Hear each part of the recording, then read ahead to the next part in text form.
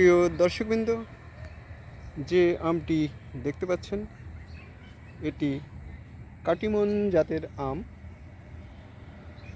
এই আমটি বছরে একাধিকবার ধরে থাকে। 12 মাসি আম।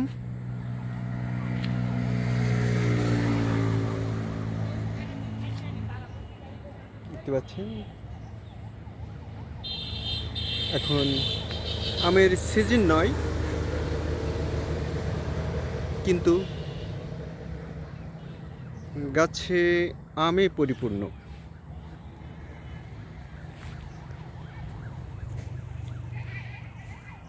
এই আমের বৈশিষ্ট্য গাঢ় সবুজ নয়, রং একটু লম্বাটে, নিচের দিকে ছোচালো। এই আমটির চাষ খুবই লাভজনক, কারণ এটি অসময়ে পাওয়া যায় এবং দামে বিক্রয় করা যায়। ধরেও প্রচুর পরিমাণে। দেখতে পাচ্ছেন নতুন বাগান, ছোট ছোট গাছ, কিন্তু আমে পরিপূর্ণ। আমি অনেক বড় একটি বাগানে এসেছি। আমি যেদিকেই তাকাই এবং যে গাছেই চোখ রাখি, সেই গাছেই আমে পরিপূর্ণ।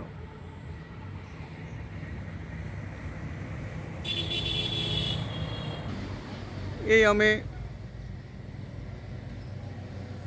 তেমন পোকার আক্রমণ নেই, তাই প্যাকেটিংও করা লাগে না। প্যাকেটিং ছাড়াই এই আম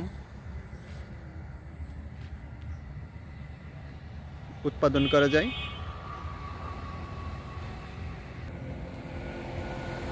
এই আম অনেক ছোট গাছেই ধরা শুরু করে। গাছ লাগানোর পরপরই, যে বছরে গাছ লাগানো হয়, কলম লাগাতে হয়, যে বছরেই কলম লাগানো যায় সে বছরেই ফল পাওয়া যায়।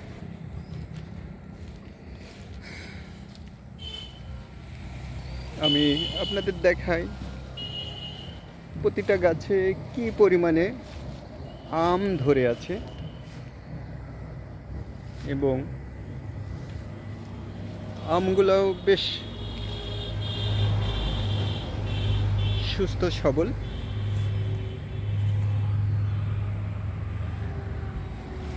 পোকার আক্রমণ নেই বললেই চলে। অন্যান্য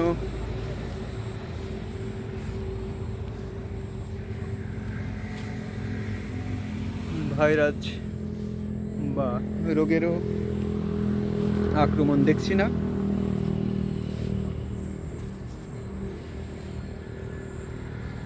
অনেক বড় বাগান এবং প্রতিটা গাছেই আম।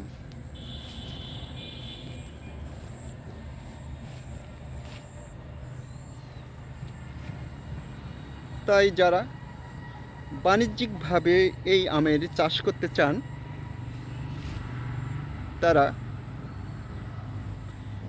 মার্চ থেকে আগস্ট মাসের মধ্যে কলম সংগ্রহ করে রোপণ করতে হবে।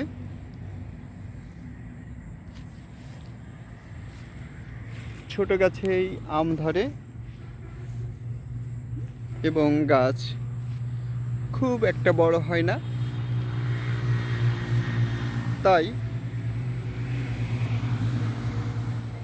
6 থেকে 8 হাত পরপর দূরত্বে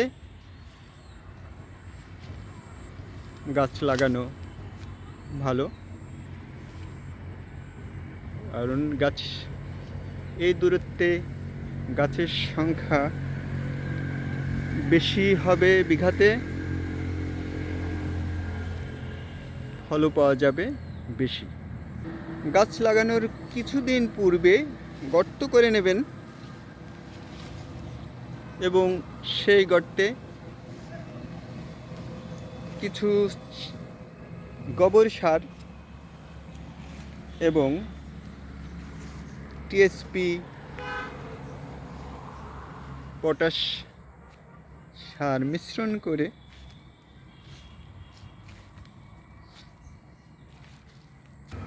গর্তটি প্রস্তুত করে রেখে দেবেন। তার কিছুদিন পরই গাছ রোপণ করে দেবেন। এখানে দেখছেন গোবর সার, আঞ্চলিক ভাষায় যেটাকে পাঙস বলা হয়, সেই গোবরের পাঙস। এই পাঙসই গাছের গোড়ায় দিতে হবে, তবে পরিমাণ মতো, খুব বেশি নয়।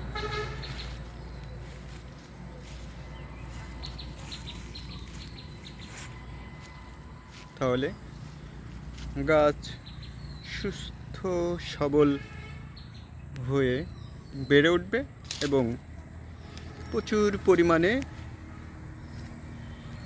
ফল দেবে। প্রিয় দর্শকবৃন্দ, আমি এই ভিডিওটি আর বেশি দীর্ঘায়িত করতে চাচ্ছি না। এই আম কিভাবে চাষ করবেন, কি কি ওষুধ প্রয়োগ করবেন এবং এই কলম কোথায় পাবেন, এর বিস্তারিত নিয়ে একটি ভিডিও পরবর্তীতে করার প্রত্যয় ব্যক্ত করে এখানেই শেষ করছি। খোদা হাফেজ।